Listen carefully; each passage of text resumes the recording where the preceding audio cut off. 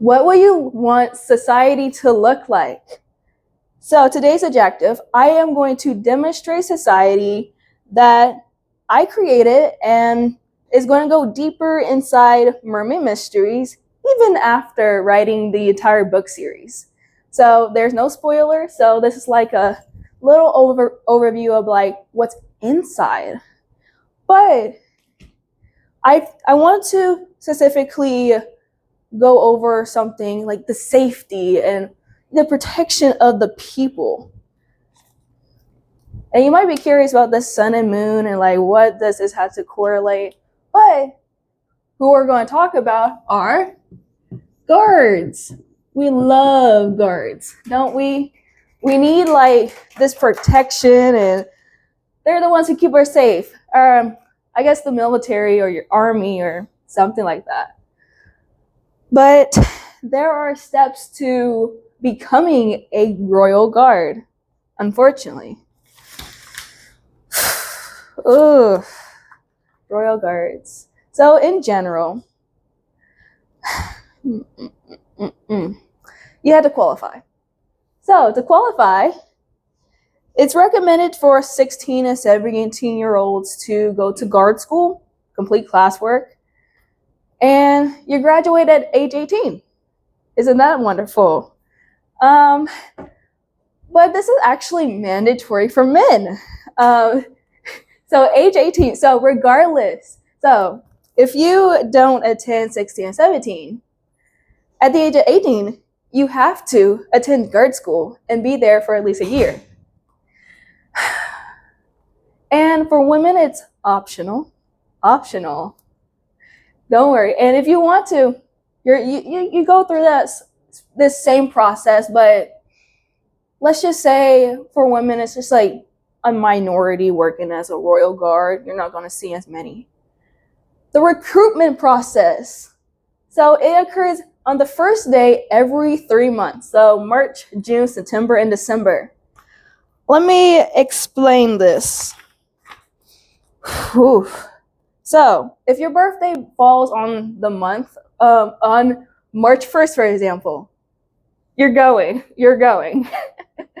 But if your birthday is like March 2nd, you are going to somewhat have this break from school. So you'll receive an on break until the day of the next recruitment. So you will go on June 1st.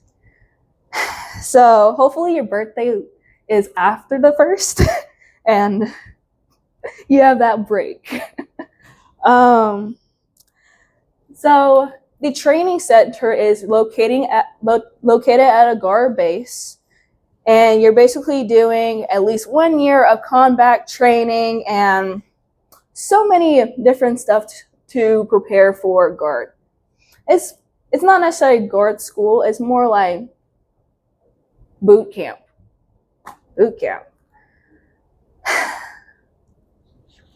And then when you return, you are assigned a place to basically do your guard internship. This is required. All of this is pretty much required.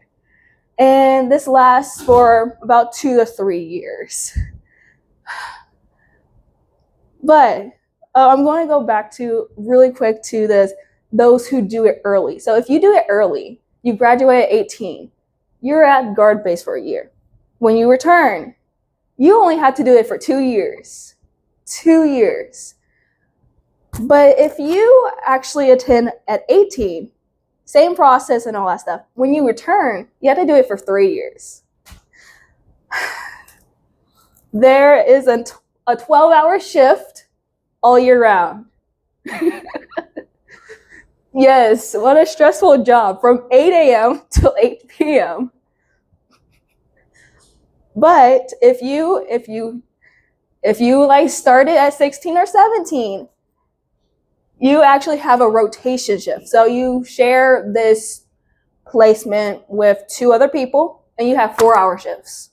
Year round still, but kind of better. At least you get some of your day. But if you're like, oh, I'm 18, I'm forced into this, you don't have a rotation. You work the full 12 hours all year round. And no placement request. None at all. But after this practicum internship thing that you had to do, there's actually an assessment that you must complete in order to even become a Royal Guard. So another obstacle to get through. So there are 3 parts to it before becoming an official Kingdom Guard. So there's a knowledge assessment, basically about, where the territories are and location zones throughout the oceans. You have to memorize allies and enemies. And most of all, they guard expectations while on duty. Yes. And you'll be standing in front of a higher official guard. So yeah, a lot of military related stuff, kind of. So, don't be late. Never be late. Never, ever, ever. The second assessment is a physical assessment. So pretty much before becoming a guard, you will be tested based on physical capabilities. And that will determine where you are physically, mentally, and psychologically. And you're going to be tested within various situations, and no 2 situations are exactly the same. It pretty much keeps the assessment from being these are all the answers, basically. No. And then number 3, the final assessment that you had to get through is the records assessment. So basically, the captain and or the higher ranked guards are looking at your record to say, ooh, are you going to be able to become a Kingdom Guard? And it's pretty biased whenever the higher ranked guards are looking at it. So it's like the lieutenants, because they could be like, oh, okay, I see that they passed the 2 assessments before the records, but I don't think they are willing or qualified to do this. So no. So basically, the higher guards can veto your records, and your record can die there before the captain even sees it. So crazy, right? But let's say you actually get the job. Woohoo! There are some details to this and on-duty responsibilities. So, a brief description. So, pretty much, as a guard, you patrol through the kingdom, attend events as security, check in various watch positions, and pretty much anything that requires physical security measures. That is your job. On-duty responsibilities. Be on time to each shift at assigned position. Stay alert and on lookout. Be respectful to all peers and bystanders. Report findings and rumors. Remain on kingdom grounds at all times. So you basically don't have a break unless, you're probably sick. And then remain in character. This is the most important, because you are on the job pretty much every day, and you're meeting people, or I guess you're protecting the people every single day, putting your life on the line. So remain in character. Don't do anything stupid. I hope you don't. Anyways, the off-duty responsibilities, there's just one thing. You must behave appropriately and hold yourself accountable. I don't think that sounds very hard, but it's easier said than done. So, anyways, yes, we got to remain in character, right? Yes. So let's get into where you are as a guard first. So, you start as a night guard. It's a lot of mental stuff and all that stuff. That's what the the guard intern prepares you for. The guard intern is like, okay, I know my shift, I know what I need to do. Now I need to actually do it. So usually most guards start out on night patrol. Begins the night. I hope that was on the video. Well, put that in Brazos Park, guys. Ooh, we gotta keep an eye on everyone, don't we? I know, right? Oh my gosh. So, a minimum of 2 to 5 years of experience before the promotion as a night guard. I know it doesn't sound great. It sounds really boring and like predictable and all that stuff, right? But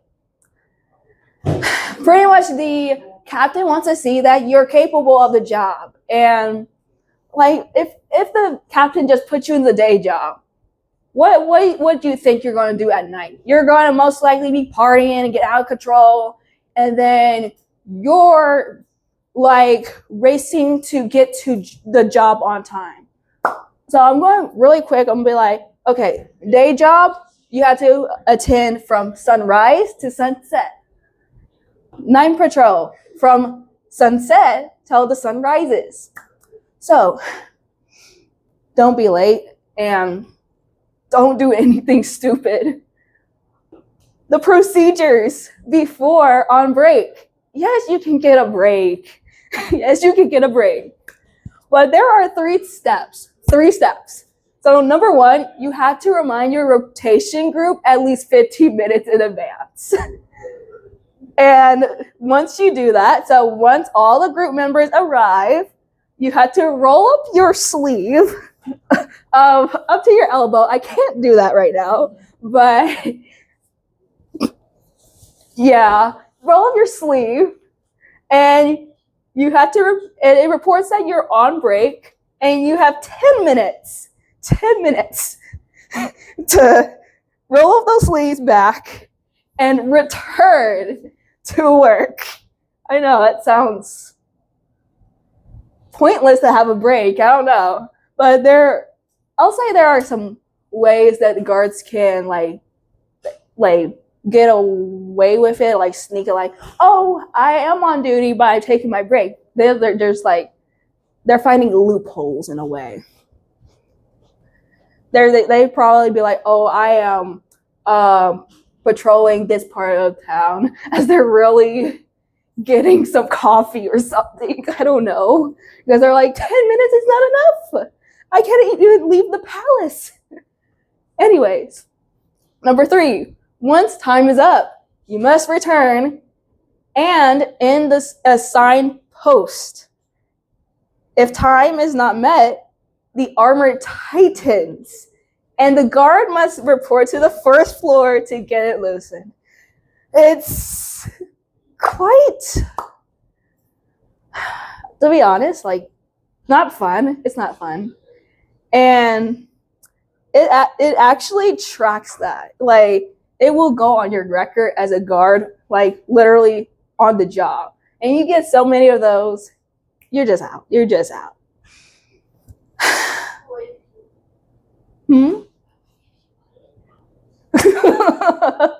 Well, I guess if you want to be out, get in trouble. But I'll just say, before you even get before getting the job, just don't pass.